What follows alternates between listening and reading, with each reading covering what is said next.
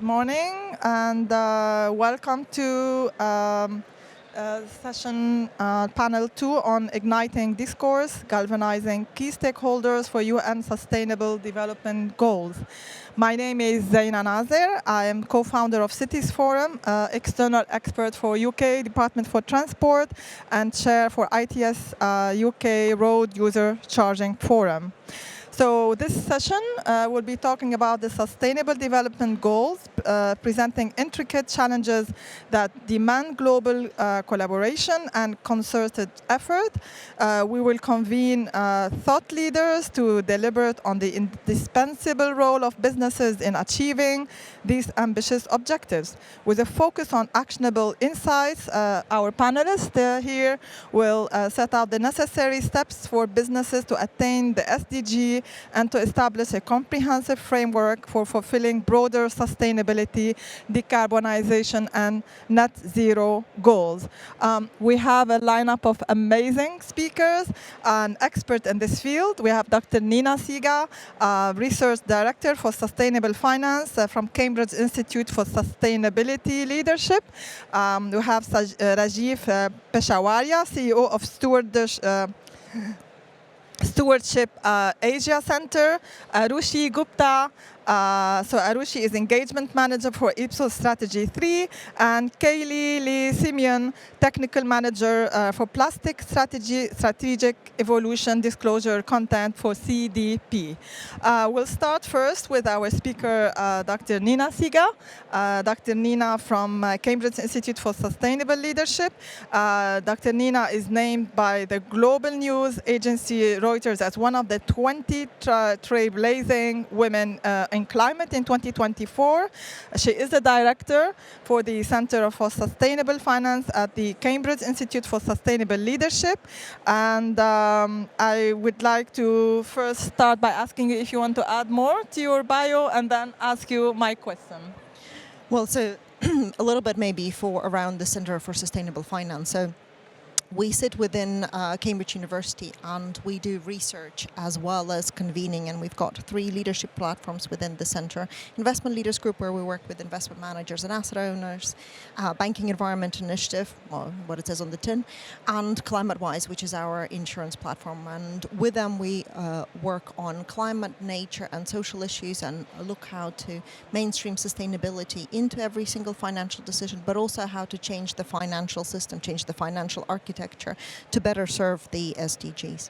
Okay, thank you. So, Nina, at the moment we are seeing businesses going quiet because of geopolitics, and leaders should be more vocal and should call the support for supportive, ambitious, and consistent policy.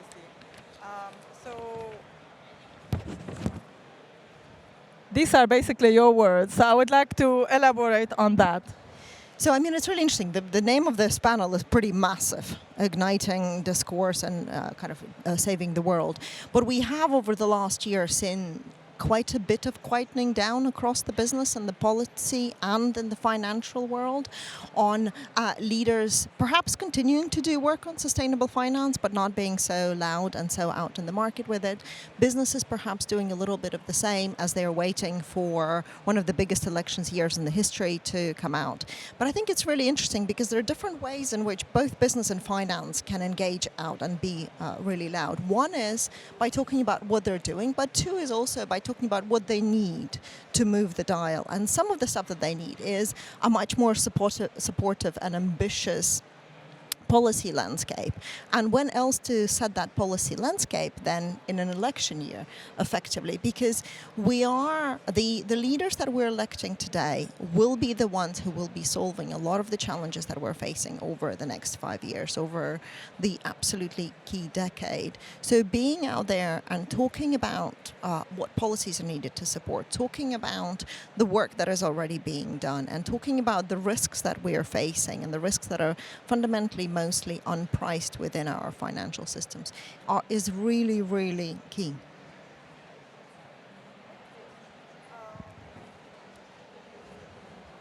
Thank you so much, Nina. So our next speaker is Rajeev Peshawaria. Rajeev is CEO for Stewardship Asia Center. He's also founder and president of Leadership Energy Consulting, and he's the author of Wall Street Journal and Amazon bestseller, Open Source Leadership, Too Many Bosses, Too Few Leaders, Be the Change, and the latest and greatest, Sustainable Sustainability, which I received as a gift. So you will be telling us a little bit about yourself and about your book, maybe? Thank you, and good morning, everyone. So yeah, Stewardship Asia Center, where I work, we look at both environmental and social sustainability. And here's what we are basically saying. You need to get your microphone closer. Here's what can you hear me all right? Yeah. Here's what we are looking at. Despite so much money, regulation, and incentives thrown at the issue of environmental and social sustainability, why is progress so slow? Why are we moving towards 2.8 degrees rather than 1.5 degrees? Why is inequality increasing rather than decreasing? Get this, 22 rich men have more wealth than all the women of Africa put together. 1% of the richest people have more wealth than compared to twice as much wealth as 99% of us. So climate, we're not making progress. Inequality is increasing, and cybercrime has now become the biggest and most profitable crime, leaving behind drug trade by a mile. So despite so much of a high decibel on sustainability, why are we not making progress? So that's one thing we look at. The other thing we look at is those organizations that are making a meaningful impact on environmental and social challenges, how are they doing it and what do we learn from them? So that's what we do at the center. Okay, thank you, Rajeev. I like your passion, so we need more passionate people like you. So we move next to Arushi Gupta, Engagement Manager for Ipsos Strategy 3. So Arushi is sustainability expert with ESG consulting team in Ipsos, based in London. She leads ESG projects for global organizations such as Unilever, Aviva, and Tetra Pak, amongst many, many others. So, Arushi, I'll give you a chance to introduce yourself more, and then I'll move to my question to you. Yeah, of course. So can you hear me okay? Okay. Hi, everybody. Good morning. So I work with Ipsos. You probably know Ipsos from consumer research, lots of quantitative, qualitative research, and more recently from the polling side because of the upcoming election. Within Ipsos, we have a consulting arm called Strategy 3, and we do lots and lots of work in the ESG space. So I'm a part of the ESG consulting team there, and we look at all sorts of challenges that clients might face when it comes to being on their ESG journey. So from the reporting side of things, for example, with the new regulations that have come up, ESRS, CSRD, etc. So if it's about running a double materiality assessment or ESG reporting, all the way to something as basic as where should a business start when it comes to ESG? What should be the first step that they should take when it comes to getting onto their ESG journey and looking at these SDG goals that we have out there. So we look at a broad spectrum of work across the business. And like Zeina mentioned, we work with clients both in the private and public sector. And yeah, pleasure to be here. Okay, thank you, Arushi. So my question to you is, you focus on the challenges businesses face when they try to align their business's goal with SDG. Can you give some practical advice, including frameworks? Yeah, of course. I think the first and foremost, when businesses start on their journey towards a more sustainable business, is they often get to shouting about their ESG efforts without actually putting their strategy in place, internal strategy in place, or often it might be a boardroom level conversation that we're seeing within the business, but not really engaging their employees with it. So I think driving with purpose is a key message there, that from a more practical point of view, you're looking to understand and do this in a very credible way. So at Ipsos, we have a proprietary framework called a shield, standard, and sword framework. So think of a British armor knight, and their shield is essentially things that you are expected of what we call the hygiene factors. So things that you're expected to have in place before you start shouting about your ESG credentials. So for example, in the fashion space, it might be child labor. That's a big no. So that's something that you can claim, but that is a shield that is expected of you. Your competitors are doing this. Think of a sword, which is what your USP, your point of differentiation would be. So if I'm thinking again in the fashion space, it might be sustainable cotton, it might be a landfill program that you might have, but really thinking granularly from your supply chain, from your initiatives that you're going on. Gone are those days when we're talking about CSR, right? We're really talking about ESG embedded in the ways of working as a business. And then your standards are things that ladder up to what your brand represents. So how do you do this in a really credible way? You cannot have fun with it if that's not what your brand ethos is. If your brand has been always about a really serious messaging, playing into sustainability with that same credibility is really important. How do you come across really genuine, really authentic? Doing that is going to be really critical. So that's a framework that we typically recommend to our clients who are onboarding on this journey. Okay, thank you so much, Arushi. So we move next to our fourth panelist, Kaylee Lee Simeon, Technical Manager for Plastic Strategic Evolution Disclosure Content, CDP. So Kaylee leads the development of CDP's plastics disclosure framework to accelerate corporate action on plastic pollution and waste. In 2023, just under 3,000 corporates with a combined market cap of $25 trillion. Wow. Disclosed to CDP for the first time, representing the largest voluntarily disclosed sample of plastics data worldwide. So, Kaylee, my question to you is, why is viewing these SDGs holistically key to achieving them? Thank you. And hi, everyone. Lovely to be here today. So, yeah, the SDGs, as I'm sure most of you know, they cover social, economic, and environmental goals. And they're all interconnected. And it's really key to look at them holistically to achieve progress on them. Because of the interconnectedness, there's, some of you may know this already, but the phrase, the just transition, it's about increasing all the sustainable development goals. You can increase environmental goals, for example, take action on climate change and reduce your carbon emissions. But if in general, for example, electric vehicles or public transport is not, it is prohibitively expensive, then you're not increasing the social goals. So it's all about lifting everyone up as you progress it. I like to give an example during COVID-19. Of course, the economy was shot, people were out of work, so SDG 8, decent work and economic growth, was falling. So to do this, a lot of governments started investing heavily in fossil fuels to try boost the economy. So by trying to progress one, they were reducing action on another. So this is why it's really key to view them holistically. I'll give a tangible example. Say you are trying to procure packaging with increased recycled content. That's great. That is increasing goals on responsible production and consumption, all the issues to do with overproduction of plastics. That will reduce climate action, increase climate action. It would reduce plastic pollution. But there's more you can do here as well. In your procurement policy, perhaps you can also look at if the suppliers is also paying their laborers a fair wage. And then you're also increasing social goals as well. And then my last point here is that to view SDGs holistically, it's really, really important that there is board oversight, that there is governance from the top and there's accountability and responsibility in the sustainability strategy. And that is the way that if there's accountability at the top, it can trickle down and really have a cohesive, holistic sustainability strategy to achieve all the goals. Thank you so much, Kaylee. So to engage the audience more, I'm going to give the floor now to the audience to ask questions and specify to which speaker. And then I'll move back to my next following question. So here's... Any questions?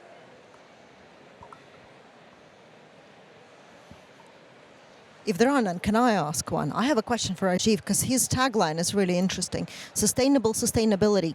And so your book talks about why ESG is not enough. What is enough? So give us, so we don't have to read the book, given how many books, we'll buy it, Rajeev, but give us the thesis in 3 things, like what is it about? Fair enough. Thank you so much for that question, Nina. I'll give you the short answer first and then a slightly longer one. The short answer is that we are trying to solve a leadership issue with money, incentives, and regulation. And that's the problem. That's why it's not working. We looked at 100 organizations that actually are having a meaningful impact, that are finding profitable solutions to either environmental or social issues through their business. And we asked them, how do you do it? And it turned out they were not doing it because of cheap capital. There's $43 trillion in ESG assets right now, and I ask anyone here, how much of that is actually going towards environmental and social impact? Very little, right? They're not doing it because of cheap capital, they're not doing it because of regulatory pressure, they're not doing it because of incentives like linking CEO comp to ESG markers or anything like that. They're doing it because they want to.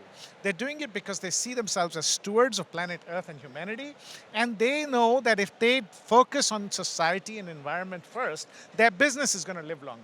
One example, Faber-Castell, the pencil makers in Germany, 270 years of profitable growth. And you ask them, how are you so successful for so long? And their answer, because we think society first, because we think environment first. So they see themselves as steward leaders. They believe in a certain set of values, and they pursue a purpose to create a collective, better future. That's the idea. Can I probe? Sorry, this is because you've just told me my job doesn't need to exist because they're not doing it because of cheap capital. And if they're not doing it because of cheap capital, what the hell am I doing running a Center for Sustainable Finance?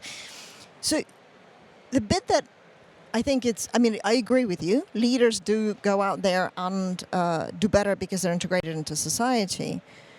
But how do we push those who don't want to? Because I think there is a larger point there. So steward leaders believe in interdependence, which basically is the belief that the more I give, the more I get. Okay, the Tata Group out of India. Before the first steel plant was built in a rural village in India, the founder Jamshedji Tata built hospitals, built schools, built community parks, built churches and temples, not because he was a philanthropist who was giving away his money, but because he believed that only if I build a whole township around the steel plant will engineers come and work here and move their families here. Okay, so it's a business imperative. They don't do it because of cheaper capital. They don't do it because of regulatory pressure. In fact, what Faber-Castell did is they started providing employee benefits like housing, insurance, etc. to employees a full 40 to 50 years before such things became the law in Germany. What they did paved the way to what became the law in Germany. So that's what these guys do. It's a very different kind of leadership mindset. We call it steward leadership.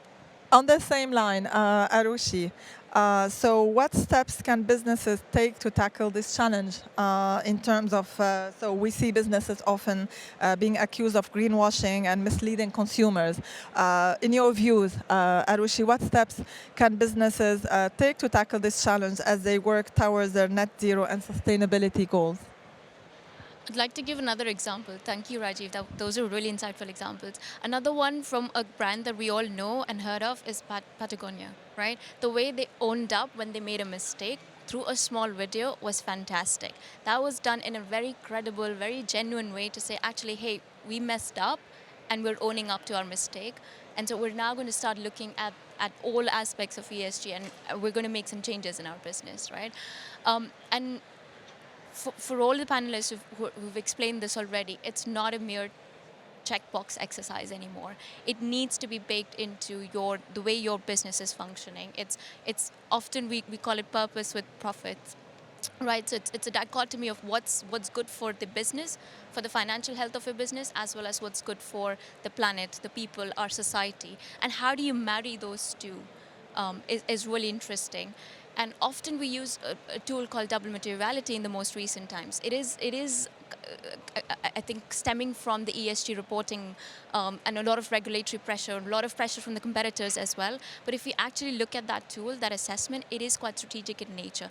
It does boil down the key ESG risks, the key ESG opportunities, issues that are out there that a business needs to focus on. So it's when you're conducting, as a business leader, when you're conducting your ESG materiality assessments, do not just do it because of compliance reasons, regulatory pressure. Do it because you actually want to understand the impact that the ESG opportunities have on your business. What are the changes that you need to make as a business? I think that's going to be really key going forward. So it's moving beyond that that kind of checkbox exercise to actually understanding what are those priorities that I need to focus on, not just in the short term, but also in the long term. Thank you, Arushi. And Kaylee, if you want to add anything to what Arushi said? Yeah. I think that, so thank you, Arushi and Rajeev as well. It's really interesting. So I've worked on a lot of global large-scale circular economy policy projects globally. I worked on the Packaging and Packaging Waste Directive for the EU. I worked on Singapore's deposit return scheme, which was the first of the kind in Southeast Asia, and informed the sustainable strategy for sustainable and circular textiles in the EU as well. I find it really interesting, your points. I guess from businesses want to be able to create change in ESG, but sometimes they need a little push.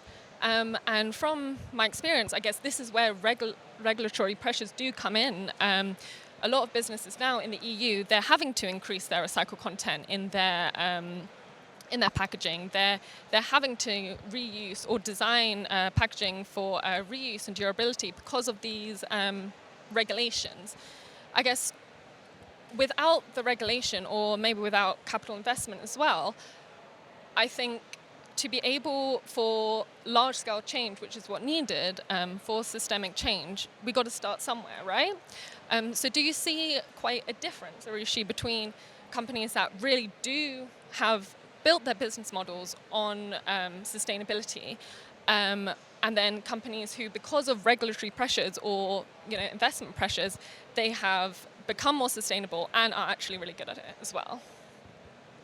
I think that's really interesting because there is this dichotomy of, right, like do you keep pushing ahead because it's now you need to kind of progress because of the regulatory pressures and so forth. But there are these other cases as well. We were talking backstage about another example of a brewery who went in and did lots of work in the environmental space, came up with a wind-powered beer and so forth, but actually the social impact was really lacking behind.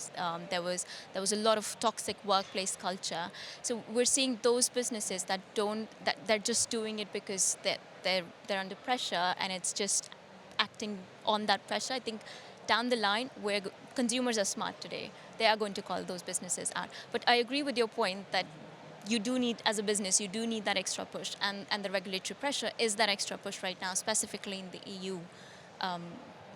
I think it's kind of a wait and watch on how businesses are doing this. So I think my learning working with all of these businesses is doing this in a credible way is going to lend yourself in the future.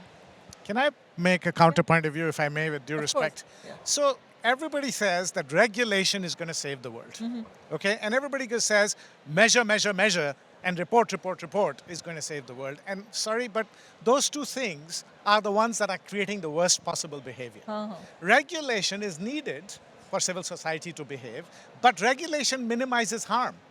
At best, it minimizes harm, although it doesn't stop the real geniuses to even go around and find loopholes for regulation. So at best, it minimizes harm. What we need to solve for environmental and social sustainability these days is massive amounts of innovation, and there can be no law which says thou shalt innovate more. Point number one on regulation. Second, measure, measure, measure, report, report, report. All the greenwashing is happening because, you see, sustainability reports are getting thicker and glossier every year.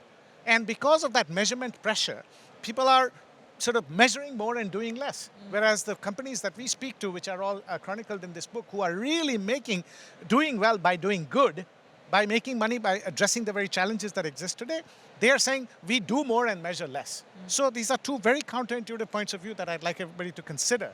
That just because something is a management mantra, what gets measured gets done, doesn't necessarily mean it's true. Nina. So I think we struggle with this a lot on sustainability. I don't think there is a silver bullet. Like, regulation's not going to solve it. Money's not going to solve it. Fabulous leadership will get some of the way there, but on its own, it's not going to solve it. So we did a piece in November before the Dubai COP around private finance into emerging markets and developing economies, and how do you get private finance to finance more on the nature and climate nexus. And we very cheekily called it everything, everywhere, all at once. And the idea is that you need everything. You need cheap capital. You need better regulation. You need a lot of really great leaders who will be showing the way and who will be way ahead of the pack. But you also need something to bring up the rear. And that bringing up the rear will fundamentally be the regulatory point. And I think sometimes we kind of, we get over-obsessed about disclosures too much, or regulation is too much. But you take away the disclosure and the regulation, and you're telling me every single company is going to look at that budget that they use for disclosure and regulation and go, yes, now that is the money I'm going to invest in my next sustainability initiative. No, they won't, right? So what you have is, you have then parts of the puzzle which is being driven by different parts of the conversation. And I was in Zurich last week at a sustainable finance forum, and we had corporates in the room and we had financiers in the room.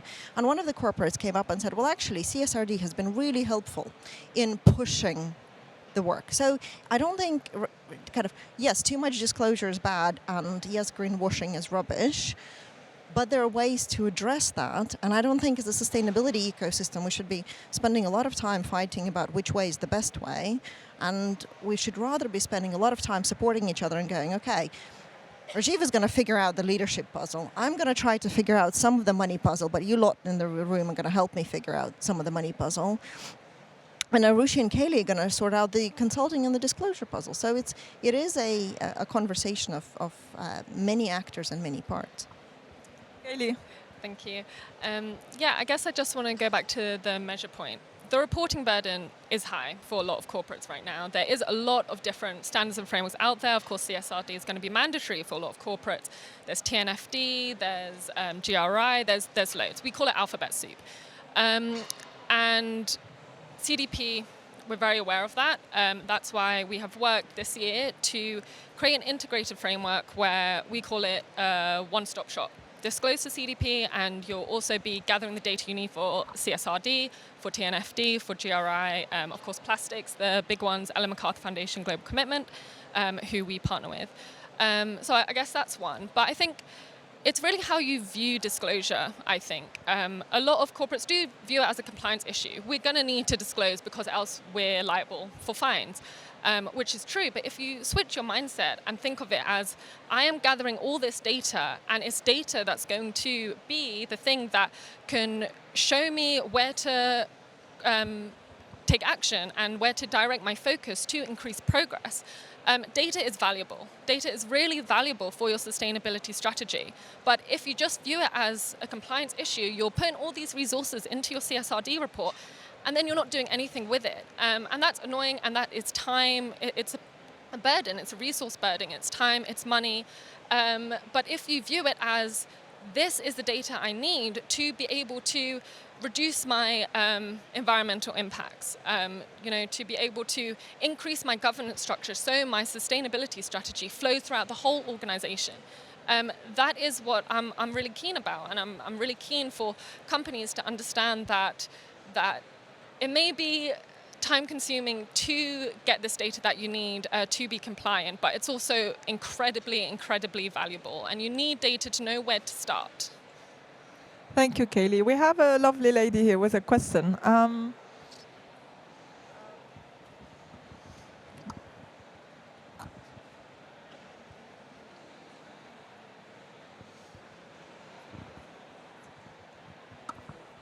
Hi, morning. I just wondered about private equity. I'm really quite interested. I know you just mentioned private finance, but to what extent do you think they are doing enough? Probably, I don't know. Are they not? And the SDGs, I guess, we haven't really mentioned them very much. Do you think that they are going to come, hopefully, more into play? And I guess probably private equity, how are they going to interact with those? Thank you. I'll take that one, I'm assuming, as the financier in the room. So it's quite interesting. I was really literally in a 2-hour workshop at the City of London yesterday on private equity and on just transition. On what I think what we're seeing in that space is certain private equity and private debt companies are going into really interesting emerging markets and are doing some really interesting stuff there. Where they need help with is they need help with scaling. And they also, so there are two problems. One is scaling those who are already sitting in those geographies and trying to do some stuff. And there were some really interesting examples in the conversation yesterday about how if you incorporate social into the projects from the beginning, so essentially if you set out housing, proper housing for people as you're building out the projects end up to be on time and on budget, and it's not a cost, it's actually an investment into the community and how it works. But the second problem is we absolutely don't have enough money, and so in addition to helping all of these private equity and private debt companies to scale their effort, we also need lots of new entrants. Because a lot of, if you look at cross-border financial flows, they're really, really rubbish. And they're getting worse, fundamentally. So it's how do we show that the risks of certain emerging markets, there are some real risks, but there are also some perceived risks. So we're doing a lot of work, for example, on thinking through how to bring that risk perception down, thinking through what kind of financial structures exist to actually encourage investors that have never been in these markets to go and to invest their money, because fundamentally we're not going to be able to do it with public finance alone. We need all the private finance, and private finance right now is not flowing where it needs to go. Just another word on that private equity thing. I mean, there's private equity and there's private equity, isn't it? I spent 20 years on Wall Street, and it depends on what kind of private equity you are. Are you somebody who believes in environmental and social sustainability and therefore progress on the SDGs? Then your money is going to go and work well in creating those solutions. But if you're a private equity house that just wants to churn quickly and sell the parts, if you will, then it's not. Just 30 seconds. The other thing we're trying to do actually is to set up a private equity group at a kind of a Center for Sustainable Finance for the following reason. And private equity is fundamentally amazing at taking a corporate and driving up its financial returns. Can you imagine if you take that business model and create a cadre of sustainability private equity? So companies that would go into companies and fundamentally just do a sustainability transformation. So use a lot of the same levers, but with the end being a multiplied impact as opposed to just a multiplied financial return. I mean, I think that kind of stuff would be really, really fun. Kaylee? And do you also see private equity going into, I guess, the flashier parts of sustainability? So going back to kind of recycling, chemical recycling is really big at the moment because it's great for recycling very hard to recycle plastics, but there's less private equity going into expanding collection of waste because it's a little less flashy, right? Chemical recycling is a buzzword. So is that something that you see as well? I think there's a different level of sexiness in projects, I think, and people react in different ways. I mean, you see VC, venture capital going in lots of these places, but I do think that there is a level of, I mean, even if you look at all the stages here, right, you get the really interesting carbon removal technology talk that is going to get lots of people listening into it, as opposed to really boring stuff of how do we decarbonize our main sector. So there is a little bit of how do we make some of these down-to-earth tech a little bit more interesting and fun. Arushi, you want to add anything? No, I think they've covered everything. No, Okay. It's super interesting. Though. Okay, and Rajeev, so you probably have mentioned that, but just to refocus on this point, why ESG is not enough, despite so much attention on both environmental and social sustainability these days, and why is the progress so slow? So you mentioned that, but maybe if you want to add any more points. Yeah, so, there's a lot. We looked at companies and their response to SDGs, their response to environmental and social action. And we created a spectrum. There's the good players and there's the bad actors, right? On the one hand, you have the greenwashers. The greenwashers are profiting from today's challenges. They have no incentive to do anything about changing the way their business models work. Because if you change them for the betterment of the earth and society, then they go out of business. So they're the greenwashers. Then you have the deniers. What climate change? What inequality? And even if those things exist, they're not my problem. Then you have the window dressers. everybody's talking about sustainability, I better do something. So dress up my window, it's all form, very little substance. Then you have the box checkers. Let me do whatever the regulator says and no more. Okay, because I don't want to get into trouble with the law. And then there's a small percentage of organizations that we call real steward leaders. They are finding profitable solutions to today's challenges. So on the one hand, you have people profiting from today's challenges. On the other end of the spectrum, people who are finding profitable solutions to today's challenges. And here's the thing, the reason why money as a motivator, capital, in regulation as a push, and incentives as an extrinsic motivator, they will only go so far.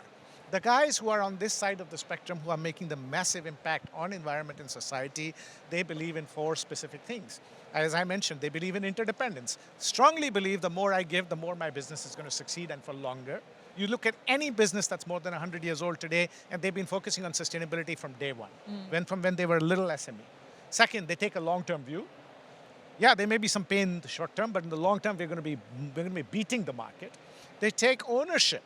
They see themselves as stewards. We take ownership for today's biggest existential challenges, and we're going to put our business to work and make money by addressing those very challenges. Most important, number 4, they believe in creative resilience, which means to make money in this way, the way I'm talking about it, is much harder than making money the normal way. You need innovation, innovation, innovation. The thing with innovation is you fail 8 out of 10 times, but this is where the resilience comes in. We will keep looking for innovative ways to make money by addressing climate change, for example. World Economic Forum says there's $10.1 trillion of new business opportunities every year for the next 20 years on climate change alone. So can we please change the narrative from cost and compliance and reporting to opportunity? People say, I'm a fiduciary, I'm a board member, I'm a fiduciary for the shareholder. Well, if you're the fiduciary of the shareholder, then focus on the opportunity, not on just the cost and the risk. So that's the issue. We need to change the narrative. And when you say we need more innovation, does it mean we need more funding, or can you do it without the funding? Great question. So the biggest corporations in the world, we live in the world of trillion-dollar corporations, they have no shortage of money. They have no shortage of cash. And when people say to me, we can't do this because the consumer is not willing to pay the premium to go green. I say, why should the consumer pay a premium? Because I'm already reeling under inflation, I can barely pay the rent, and you're asking me to pay $10 more for a green whatever? It's up to you, big corporations, to find innovation and fund the innovation, and you have the money to do so. So find me solutions where I can buy green at no extra cost. I mean, a few years ago, to make a phone call from London to New York cost you $100 a minute. Yeah. Today, it's for free. That's the kind of innovation we need. We don't need consumers to pay $10 extra for a 2-hour flight to use sustainable aviation fuel. That's not the answer. Innovation has taken the world to where we are today. And we need organizations to put their pennies on innovation, and there's plenty of money going for that. So you're saying that big corporations should be paying for that? It's in their own interest. I think Zeina is going for taxation here. If you don't innovate, your business is going to die. So for your own interest, see, wealth has been created throughout history when an entrepreneur was able to put their finger on the biggest pain points of society and find a profitable solution. Whether it was railroads, whether it was steel, whether it was electricity, steel, oil. Today's biggest pain points are climate change, socioeconomic inequality, and cyber vulnerability. Ultra amounts of wealth will be made by the innovators if they focus away from cost into innovation. So in this, sorry, 1 second. So in this case, maybe we need to categorize what you mean by big corporation. So maybe we need to put some kind of, who are they? I mean, how many are they in the world? So, out of the 100 biggest economies in the world today, guess how many are countries and how many are companies? Only 31 of the biggest economies, 100 economies in the world are countries. 69 are corporations.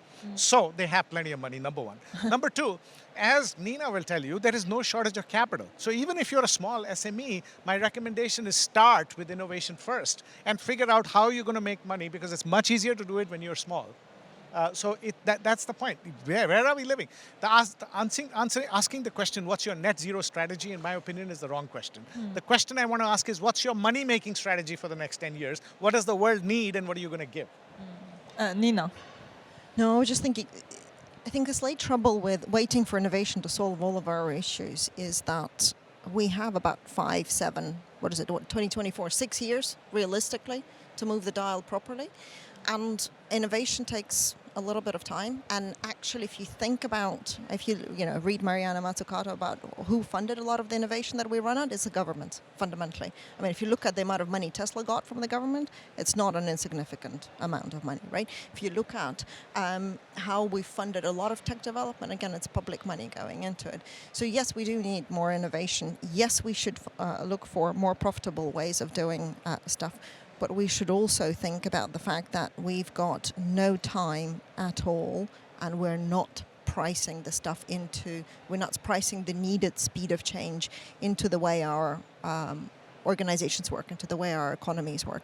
And I think what's really interesting as well is that when the balance tips, so if you think about the last transformation, when we went to horses to cars, that took 10 years. As fundamentally super fast, from going no charging infrastructure, no petrol stations anywhere in the world, right, to going a fundamentally different way of mobility. So thinking about how quickly this will come, and I actually think that a lot of the corporations that are running today will be disrupted and will not be in business in the next 5, 10, 15 years. And a lot of the disruptors will change the way we do things. But having said that, I do still think it's a much more complex solution than kind of Kaylee?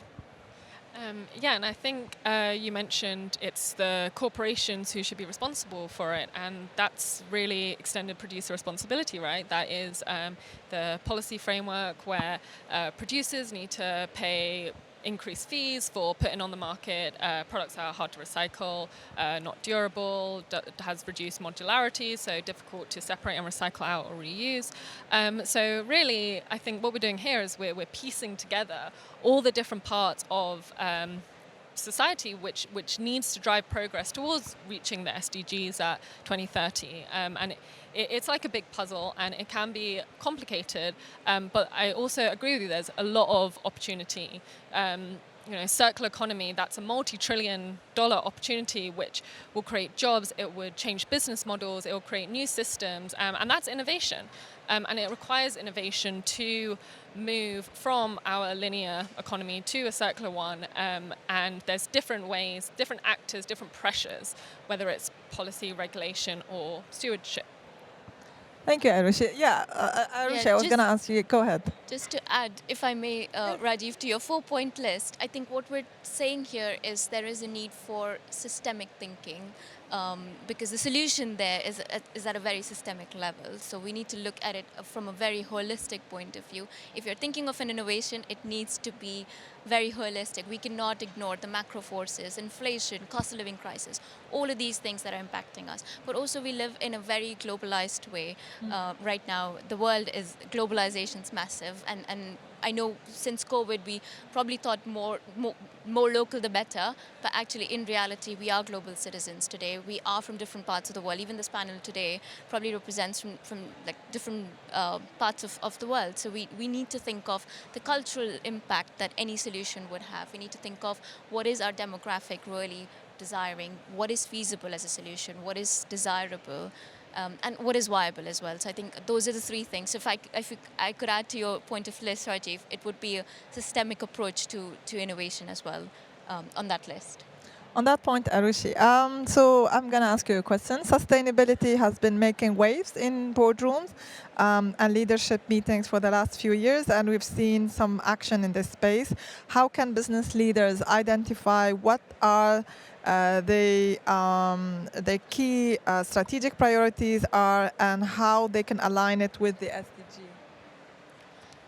Right. So I think starting off with, because the conversation starts off in boardrooms and board level executive conversations, I think really choosing the right framework, really choosing what does it fundamentally mean for my business is really critical. So to Rajeev's point, we're not saying what is your ESG strategy, understand what is your business strategy here, how am I going to go about doing business. I think that's really fundamental.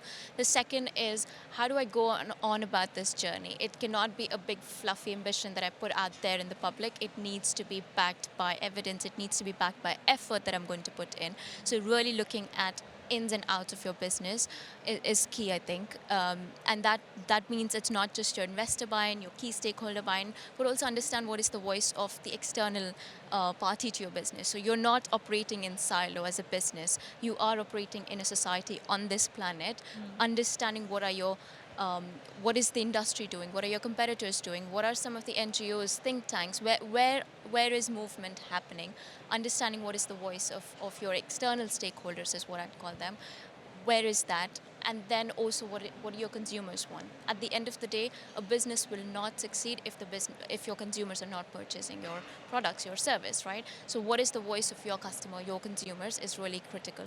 Obviously, don't go and ask them, hey, are you willing to pay more for a sustainable product? We know what the answer to that will be. So really thinking about the whole picture, like I said, in a holistic manner is going to be really, really key for Thank you, Arushi, for a great input. And Kaylee, so how can businesses manage their plastic to progress the SDG? Great, thank you. So yeah, touching on Arushi's point, kind of the holistic framing, so right now we exist in a linear economy, take, make, waste, and there's loads of impacts to do with plastics all across the value chain. Human health is a big one. Did you know about 16,000 chemicals are involved in the production of plastics, and about 4,000 of them are chemicals of concern. So they've been proven to be endocrine disruptors or carcinogenic. And then you also have, of course, pollution. About 20,000 tons of plastic flows into the sea in APAC every year. And climate change as well. About 85% of global of carbon emissions from plastics is to do with plastic production. In 2050, if single-use plastics continue at growth at the same rate, it can make up 5 to 10% of global carbon emissions. So this is scary, and it is a very interconnected issue. So this is why transitioning to a circular economy for plastics, but for other materials as well, can reach the SDGs, can progress the SDGs. Reusing plastics means that in your value chain, less chemicals are being pumped into the environment. So that's SDG 3, that's good health and well-being. But you're also looking at social issues too. There's a part of America called Kansas Alley. It's along the Mississippi River, where they have loads of plastic production plants. These areas tend to be very diverse and low income. So now you're seeing connections to inequalities too, to reduced inequalities. And then, of course, we have the environmental issues too. But this is just kind of an example of how transitioning to a circular economy, keeping materials in use for longer, increasing the durability, and really trying to eliminate waste and pollution. It doesn't just support the environmental SDGs, it also supports the social SDGs. And as Rajeev mentioned as well, it's an economic opportunity. Transitioning to these circular business models is an economic opportunity. There's lots of room for job creation, for money to be created from these new technologies and systems. So it's really about this holistic framing. And when you start to transition to a circular economy, you're progressing all the SDGs. Thank you. So we have a very eager audience member who would like to ask another question. So if you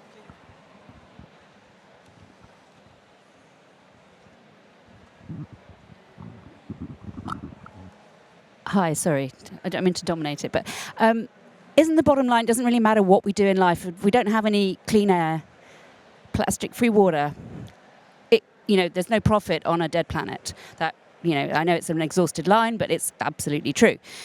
So, I have a theory that every board meeting should start, their point one in their agenda is okay, we're all here together today, what are we doing? So number one point, everybody in this meeting needs to focus on the environment. It has to start with the E, because we are nature. If we don't have clean air to breathe, we won't make profits. It doesn't really matter how big the corporations are or how amazing your product is, because actually, we need to breathe clean air and drink plastic-free water because we are polluting everything around us all the time. So I just feel that that whole narrative change that you mention is so important, and that every board says, okay, what are we going to do today? Number point one, what are we going to do today to make sure that the E the environment is absolutely crucial, and that our health and wealth and well-being and profit kind of comes down a little bit. And then at the end of the meeting, the last point should be, okay, did we achieve that? Because sometimes the meetings just get carried away and all how much money we're making and all of those crazy things, but we have to just remember, we're just going to send ourselves extinct if we're not careful. And life on land, I mean, the SDGs in terms of those, the 14, 15, life on land, life on below water is like pretty critical. Everything else kind of stems from that, in my view. So, okay, I don't know really whether that's a question or a statement or any of those things, but okay, I'll pass it over. Sorry, ma'am, what's your name, if I may? Lizzie. Lizzie, I couldn't agree with you more. You know what? The problem is, though, everything that you said is not happening. 73% of board time is spent on regulatory compliance, financial management, and risk management. 73%. 81% of board directors, I just presented a research on board's role in sustainability at the World Economic Forum last week. 81% of board directors say, I can't do anything because I don't have information or knowledge. I mean, in today's day and age, you don't have information and knowledge. What are you talking about? Hi, sorry. Can I add to that? Because I also completely agree. But my question is, how do we get there then with companies? And also I think, like, to the point you mentioned, Kaylee, like, the example you gave during COVID, at the moment, I would say there are so many geopolitical issues in the world that are consuming, regulators, governments, companies, consumers, individuals.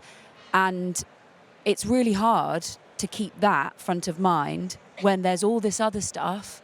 So how does this happen when there's so many other factors at play? How do we get there? Yeah, so I completely agree. I think with COVID, with all the wars happening, governments, sustainability is always the first thing to fall first, right? Because people see it as a nice to have, whereas they shouldn't be seeing it as a nice to have. They should be seeing it as future-proofing our society, basically. The corporation or the society we live in, it should be on the top of the mind of governments and corporates. You mentioned kind of board members looking at it as if we transition to sustainability, we're losing money. But we see Client Earth suing governments. We see Client Earth suing corporates for the amount of pollution they are putting in. It is becoming a liability risk, and I think it's very difficult to get these board members to view it like that. But I really think that is the message we need to be pushing. By transitioning to sustainability, by progressing the SDGs, you really are future-proofing your company. And Rajeev has mentioned, the 100-year-old companies are the ones who have sustainability forefront of mind. But it is difficult when something else happens and then it's, okay, let's go back to invest in fossil fuels. So I think our current economic system was fundamentally kind of created a little bit with the GDP post-World War II, right? When we were rebuilding the infrastructure. And therefore, measures like GDP do not have climate in it, they do not have environment in it, they do not have nature in it, because it wasn't the focus. So fundamentally, part of how do we get there is pricing climate, pricing nature, because right now they're pricing it pretty close to zero. Nature is definitely priced at zero. Climate, there is a carbon price that some organizations put in internally. There's some that is used kind of in there. So one is you price your externalities. Two is you do work, you are active as citizens, as voters, and you do push policy in whichever way you can push policy. If you work for an organization, you you push for a supportive and an ambitious policy, and we do a lot of that with our corporate leaders group within CISL. But you also show and demonstrate the massive risks that we have today, not in 5 years, not in 10 years, not in 15 years. If we go back to an example of COVID, I work for an 800-year-old institution. We all went online in 3 days. I mean, it takes us longer usually to approve a purchase order than how the speed of transformation with which during COVID we all went digital. So it's finding those ways, finding those tipping points that will tip our economic systems into behaving the way we want for them. And it is supporting leadership, and it is getting leaders to show what's possible, to show what's available out there, but also bringing up a lot of that rear. And I think GDP is coupled to resource extraction at the moment. It's you keep producing more, extracting more, exploiting the environment, and you keep making things and you keep selling things, and it just increases your economic growth, but it also has massive effects on the environment. So we really need to decouple, resource extraction from economic growth as well. We are out of time, so if we can keep this very, very, very brief, I do apologise. I think we've covered some of the issues that I was going to talk about anyway, but the proportion of boards that are representing these bad actors compared to what you're saying, the very well-run, well-stewarded organisations, could we really afford to let all of those companies just fall away? No. So we have to do something to educate that board, and I think they are so susceptible to shareholder pressure at the moment to thrive, beat the competition, produce the products as cheaply as possible for the consumer. What is it that we can put in place for those companies that are not behaving well at the moment, other than regulation? And that's exactly the point that I was trying to make, is that, one area that we are not paying enough attention is values. And the other area that we're not paying enough attention is the idea of opportunity versus risk. So if we shift the narrative to opportunity, if we create a values-based revolution saying this is the right thing to do and there's a better way to make money, that awareness, that education is the one thing that I think we need to do more of. So just to wrap up quickly, there is clearly a disconnect in what's happening and in what the reality is showing. So a lot needs to be done. In less than 50 seconds, Nina and everyone, please give your last points or key messages for the audience. And sorry for those who couldn't ask the question, but our speakers will be around if you want to talk to them after the session. We have a tennis season coming up. Arthur Ashe once said, start where you are, use what you have, do what you can. So that's my last minute message. If you begin to see yourself as a steward of planet Earth and humanity, you pivot from seeing sustainability as a cost and reporting problem to a win-win-win growth opportunity. Don't look at ESG just from one perspective. It's E, S, and G. So look at it from a holistic perspective, and also be kinder. I think we're all arguing and debating and putting all these resources against each other. If we all unite and be kind to each other, I think we can make far more progress much quicker. My last message is similar to Arushi's. It's holistic framing of the SDGs, of sustainability. You have a lot more power to make more impact than you think if you look at it holistically, and work with your stakeholders, work with people in your value chain, work with your consumers, work with the waste managers. Really start building those connections for the holistic impacts you can make. Nina, Rajeev, Arushi, and Kaylee, thank you so much for your insight. Thank you so much for your time. Thank you for the audience for being here, and have a great day. Thank you very much. The session is closed now.